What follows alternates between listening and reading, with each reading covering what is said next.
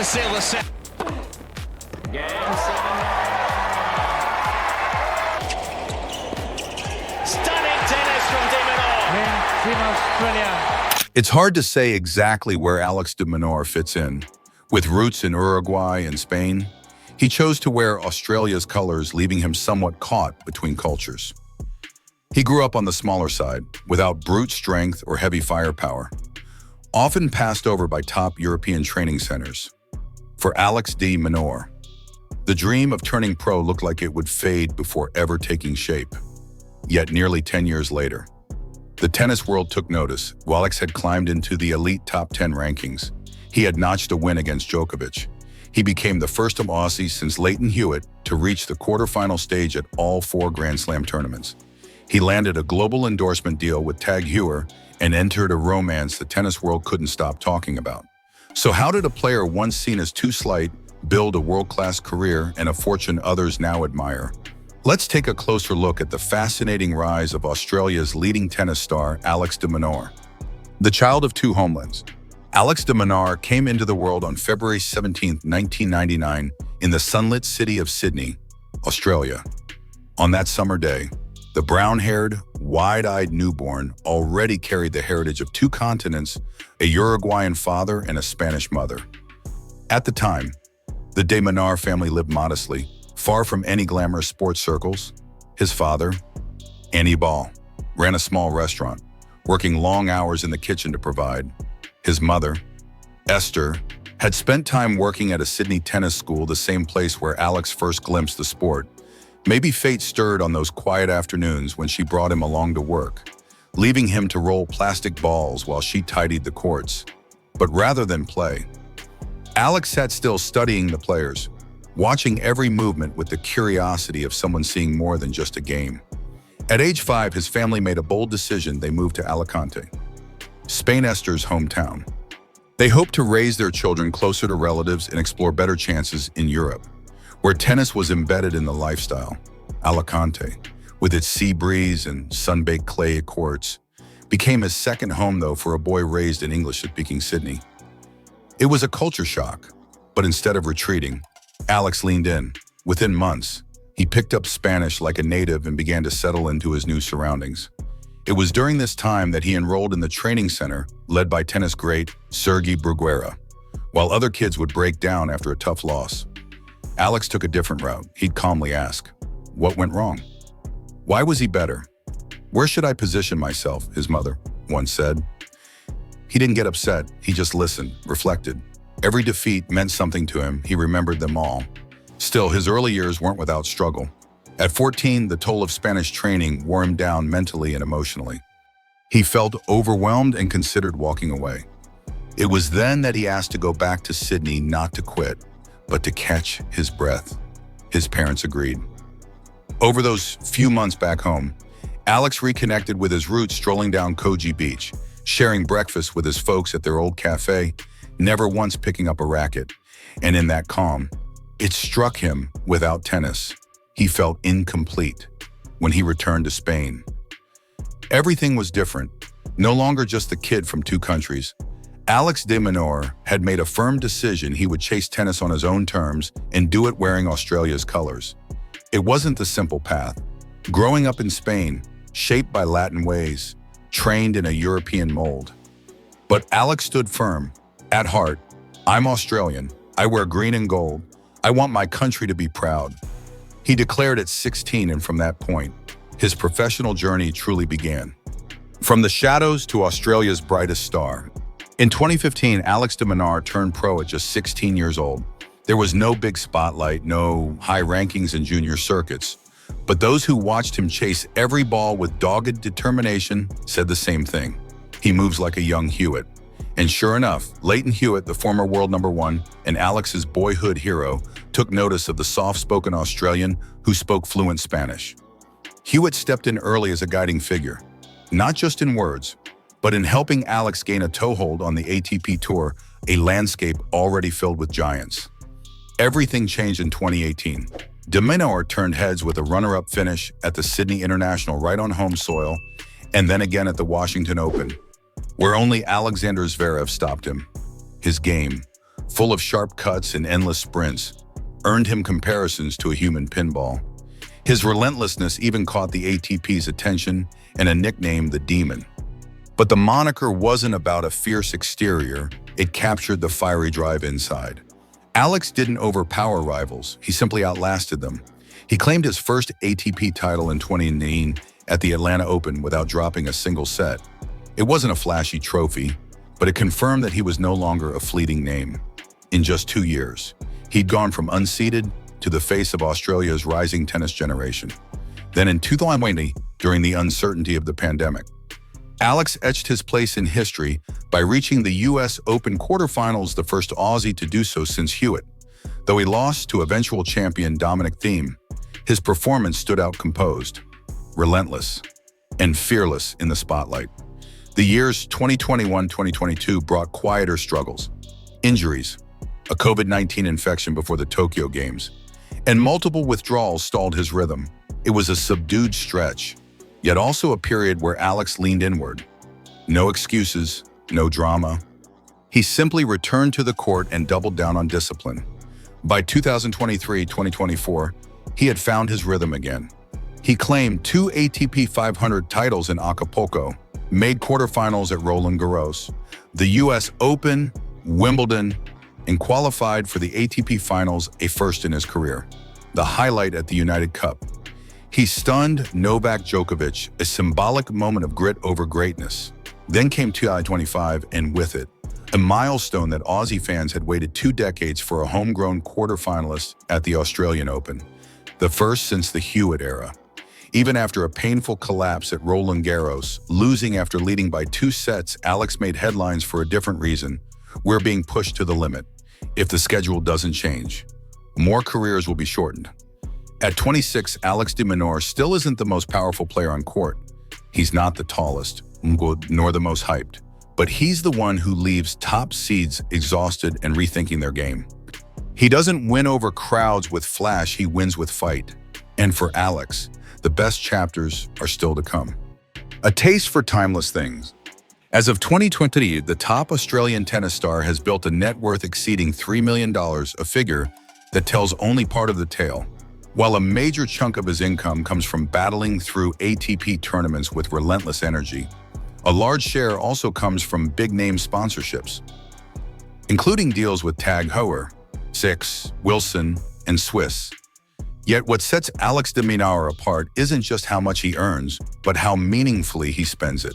From cherished homes and carefully chosen cars to signature watches with personal stories, his financial choices reflect someone who leads with heart as much as ambition.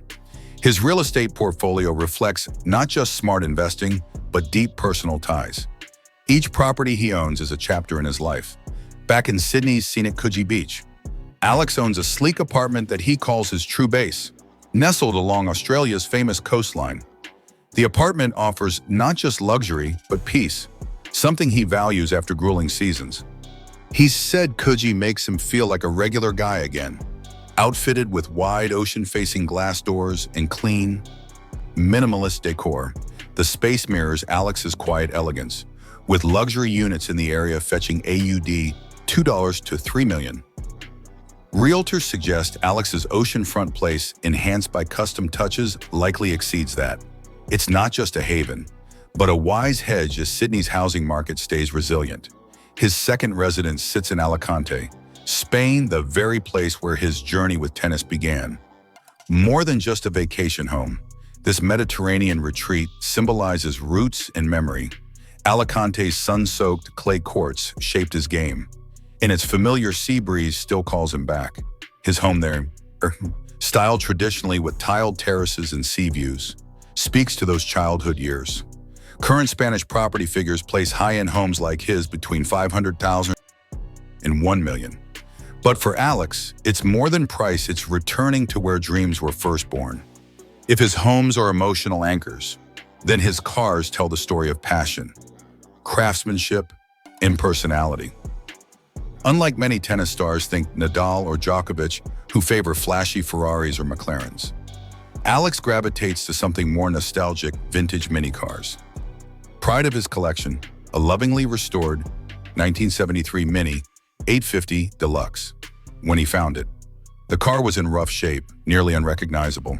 But Alex took his time, restoring it himself panel by panel, stitch by stitch. The result? A gleaming plum red Mini with vintage leather seats, a rolling memory on wheels. Restored Minis can sell for $30,000 and $50,000 today. But with Alex's personal history, this one carries something even richer, sentimental value. He's also added a charming blue Mini Cooper to the mix. That car quickly made headlines thanks to a cheeky comment from his girlfriend, tennis star Katie Boulter, who joked, "If he ever leaves me for that Mini, I get it." That one post spoke volumes not just about the car, but about the warmth in their relationship. But Alex's garage isn't all minis and memories. He's got other gems, two each balancing utility and prestige. A Mercedes-Benz S-Class gets him from A to B in luxury, ideal for recovery after matches, for show and smart investing. He owns an Audi R8 and a Lamborghini Aventador, each a symbol of taste and value. The R8 V10 Plus commands around $200,000. The Aventador, north of $400,000 depending on specs. He doesn't drive them daily, but they serve a purpose, assets that impress now and could grow in worth later. As for timepieces, Alex's collection reveals a refined palette. He's not chasing glitz, but substance. Since 2019, he's represented TAG Heuer, a brand that matches his blend of heritage and modern flair. His favorites, the iconic TAG Heuer Monaco and the Carrera Chronograph, two models that marry tradition with sleek engineering. The Monaco, famous for its racing roots, typically sells for $7,000 to $10,000.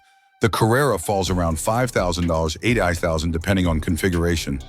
A quiet love that stands out in a noisy world. On the unforgiving grind of the ATP Tour, where travel is endless and pressure never lets up.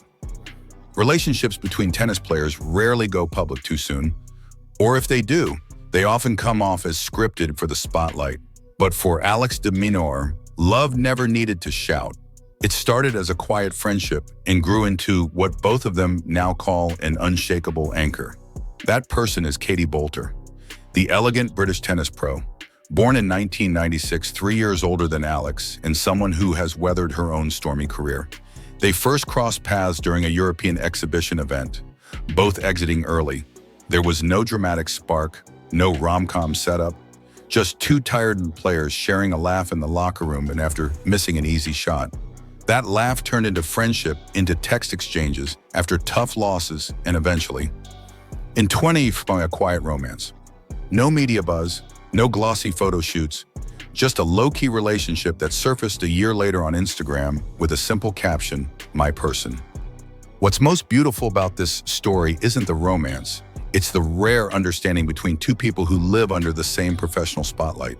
Katie has described Alex as someone who listens more than he speaks, while Alex calls her a quiet strength that's always by my side.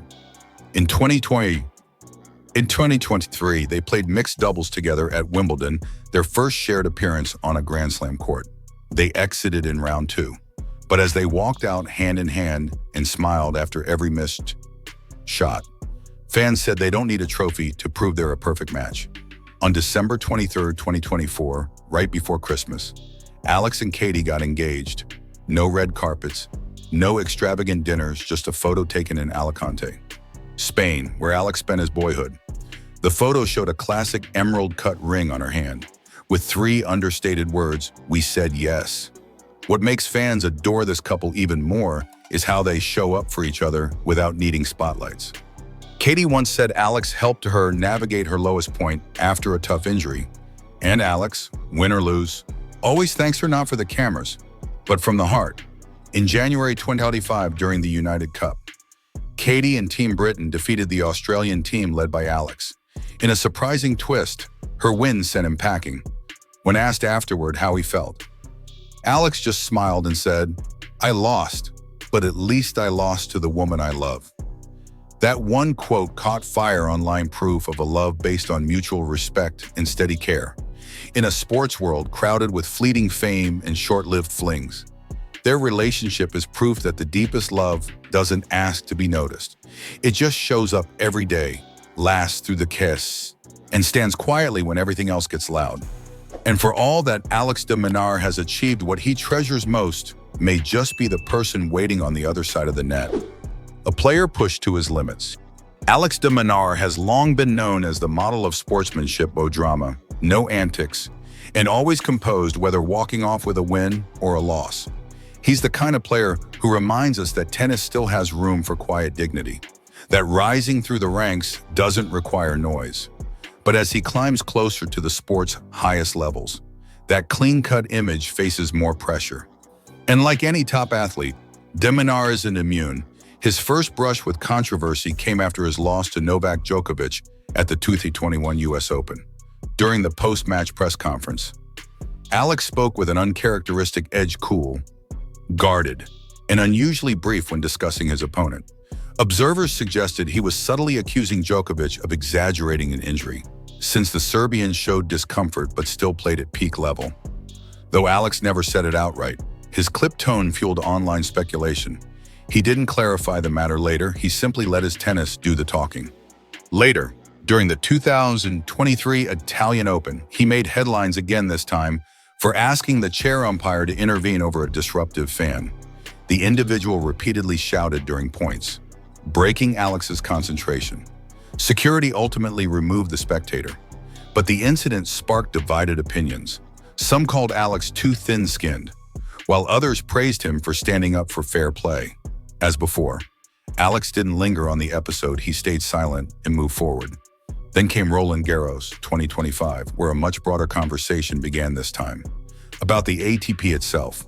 After a crushing second-round loss to Alexander Bublik, where Alex had led by 2 sets, he voiced strong criticism of the tour's overloaded schedule. He said the endless calendar places unreasonable demands on players' bodies and minds. His comments lit up the tennis world. Some hailed his honesty. Others accused him of making excuses. Compared to the scandals that have truly rocked the sport, drug bans, abuse cases, or financial deceit, Alex's moments of conflict are mild and fleeting. Yet they reveal something deeper, a player who's real, who gets worn out, who sometimes pushes back, and most of all, who always finds a way to steady himself and keep moving forward. Australia's relentless anchor. Alex de Minaur didn't build his career on jaw-dropping upsets or flashy post-match antics. He's not the kind of player with a blistering serve or a highlight reel forehand that intimidates from the first point, but slowly, steadily, and entirely on his own terms. He's carved out a place for himself in world tennis. By 2025, Alex had collected 9 ATP singles titles. 2 of those came in Acapulco, a tournament coveted by many, but won by few. He also reached the quarterfinals at all 4 Grand Slams, an elite marker of all-surface consistency. In 2020, he broke into the world's top 10 for the first time, a moment that hadn't happened for an Australian since the days of Leighton Hewitt. Beyond his individual track record, Alex has become a backbone of Australia's national team. He helped lead the country to back-to-back Davis Cup finals and pulled off a career-defining win over Novak Djokovic at the United Cup, the kind of match that reminds the world just how good he is. Yet what elevates Alex even further isn't measured in trophies or rankings. It's what he does when no one's watching. In Spain, where he spent much of his childhood, Alex quietly supports tennis programs for kids from immigrant families. His backing helps cover court maintenance, training gear, and coaching fees for those who otherwise couldn't afford to play. He doesn't talk about it much, he just gets involved, quietly, through local foundations. In Australia, he's partnered with Swiss Wellness, a group focused on youth health, both physical and mental. Rather than starring in slick marketing campaigns, Alex prefers a hands-on approach, visiting schools, talking to students, and sharing honest stories about handling pressure, staying disciplined, and pushing through setbacks. He's also stepped up in times of crisis. Whether it's wildfires or floods, Alex has been a steady donor to disaster relief efforts across Australia. He doesn't pose with oversized checks or release long statements. He helps because, to him, it's simply the right thing to do. Alex de Minaur may never top the list of most decorated players, and he may not dominate magazine covers, but he has earned something rare, unwavering respect. Not just for how he competes, but for how he lives, quietly committed, deeply grounded, and always thinking beyond himself. Moving forward, without making noise. Alex de Minaur stands at a pivotal stage in his career. At 26, he's no longer the rising young prospect, nor anywhere near the finish line. It's the age where many players start thinking in grand terms, chasing slams, eyeing the number one spot, or defining the legacy they'll leave behind. But true to his style, Alex moves differently, steadily, quietly, always with purpose.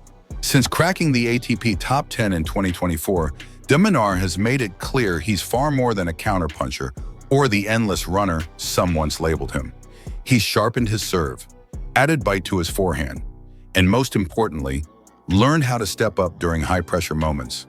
The early months of 2025 have been promising. He reached his first Australian Open quarterfinal, and while his Roland Garros campaign ended sooner than expected, his level of play has remained rock solid. Analysts believe that with his current form and fitness, a deeper run at Wimbledon, a place he's performed well before, is within reach. But it's not just his game that has fans and pundits curious about what comes next. Off the court, Alex recently got engaged to longtime partner and fellow pro Katie Boulter. They've become a favorite couple on the tour, not for flashy moments, but for their grounded, supportive dynamic. When asked about wedding plans in a recent interview, Alex simply smiled. No elaboration needed. It's clear his personal life, too, is entering a meaningful new chapter. With that, his perspective has started to shift. While some athletes begin investing in flashy assets or business ventures, Alex has his eyes set on community. The youth coaching programs he's quietly developing in both Australia and Spain, the two places he considers home, are now being shaped for the long haul. He's not just looking to donate or show up occasionally. His goal is to create something lasting, where kids can not only learn to hit a tennis ball, but also grow into people with resilience, purpose, and character, much like the player who's building it all. Alex de Minaur doesn't need to raise his voice or chase the spotlight. It's his quiet grit, refined game, and grounded way of living that have carried him this far, on the court and beyond. From a child navigating two cultures to one of the world's top tennis professionals, he's now carving out a future shaped by love, community, and an enduring commitment to the game. He may not dominate every headline, but Alex keeps showing up, keeps pushing forward. And in the end, that steady climb might be what defines him most. Please remember to approach this content with care, verify, interpret, and reflect based on your own perspective. And if this story resonated with you, feel free to like, comment, share, or subscribe. Your support helps us keep bringing you the stories that matter, from the quiet warriors to the tennis greats who play with heart.